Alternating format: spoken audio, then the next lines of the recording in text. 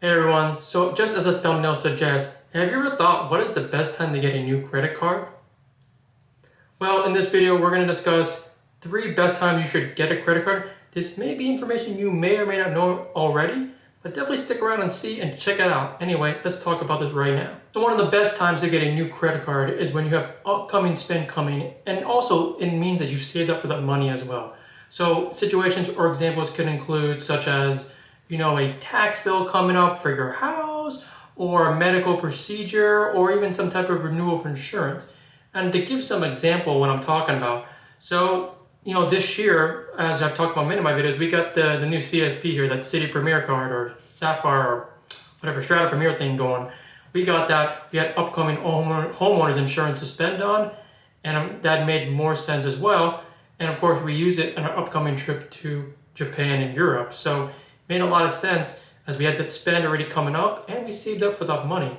And of course, last year we did the same thing with the, American Express Business Gold Card, which I got the white color recently, and that was also opened last year for our house property tax.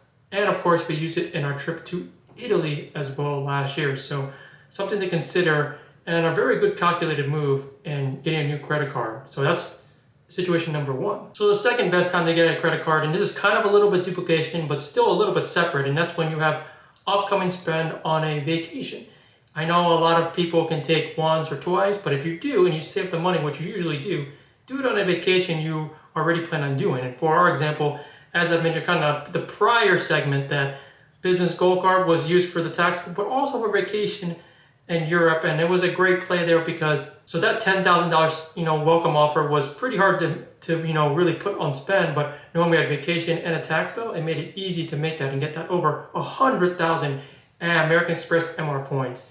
And another example is player 2 got the Chase Sapphire Preferred, and she got it last year as we went to Europe, and we went all around Europe, whether it's Switzerland, Spain, London, and France. So a great way to use money that you already spent on a new credit card. Anyway, that's a second situation where you can get a new credit card and really reap the benefits. And the third situation where it's a good time to get a new credit card is if you're potentially wanting a new card and you can double dip on the credits or benefits of a card.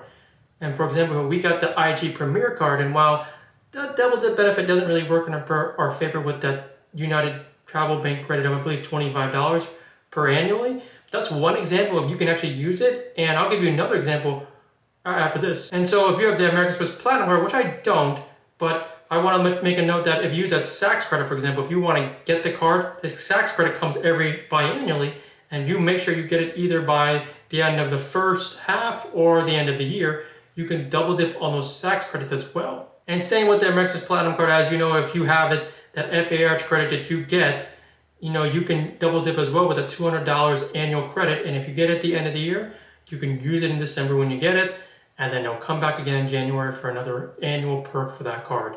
So another double dipping with the American Express Platinum card and the FHR credit. And of course, the last thing, and it's once again the Amex Platinum, that $200 airline incidental credit, which once again comes annually, and choosing the airline of your choice, you can apply that, and if you double dip at the end of the year, you can basically get it twice within a 2-month span. So one of the awesome perks of double dipping on a new credit card if you're really thinking about that. And another card similar to the Amex Platinum is the Bank of Rewards Premium Rewards card, where you get a similar airline credit of $100, and it's an annual credit. So basically, if you do the same thing with the Platinum card, where if you get it at the end of the year, you can double dip and get that $100 airline incidental fee, and you can use it on in-flight purchases, upgrades, Wi-Fi, baggage fees. So if you get that in December, you can double dip and get it in December and then the following year after. So another great example of different issuers and different cards and double dipping and getting multiple perks. All right, so here's an honorable mention that you could consider getting a new credit card, and that's when the welcome offer is as highest it's been in a long time. And a great example right now is that Chase Inc. Business Preferred, where the elevated offer right now is 120,000 points for about $10,000 spend. It's a business card, but great opportunity because that's been elevated from previous times where it was only 100,000 Chase Ultimate Reward points with the same spend. So that's one thing you can consider, and also same with the American Express. I believe it's a Business Platinum card. Right now, you've seen data points of 250,000 Amex points and $15,000 spend.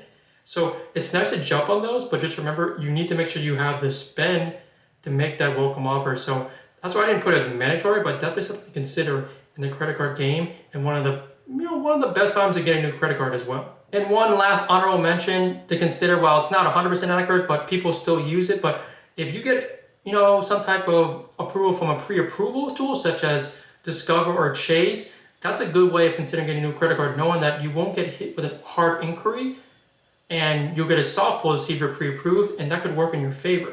I will caveat that everyone knows generally in the credit card game that when it comes to Capital One pre-approvals, kind of stay away from that, as it's shown that it kind of creates a false positive and just thinking you're going to get a card. So I would say stay away from Cap One, but definitely trust Chase and Discover pre-approvals, and another way of at least considering getting a new credit card and another good time as well. Well, that's it for the video. I gave you 3 great times to get a new credit card and 2 honorable mentions on when it's the best time to get a new credit card. Definitely consider it, and let me know what you all think about the information I gave. Was there a better time you've seen to get a new credit card? Are those not really good times? Let me know in the comments below, because I appreciate everyone joining and listening to my content.